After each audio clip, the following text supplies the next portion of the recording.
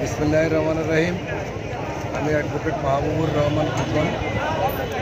আমি লক্ষ্মীপুর সদর উপজেলা পশ্চিম বিএনপি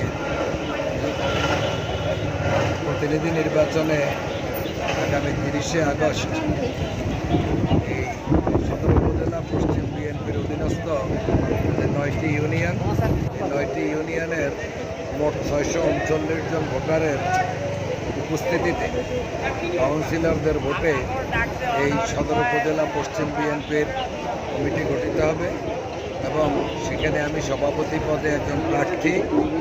আমি দীর্ঘদিন 1988 সাল থেকে এই বিএনপি এবং অঙ্গ সংগঠনের সাথে জড়িত।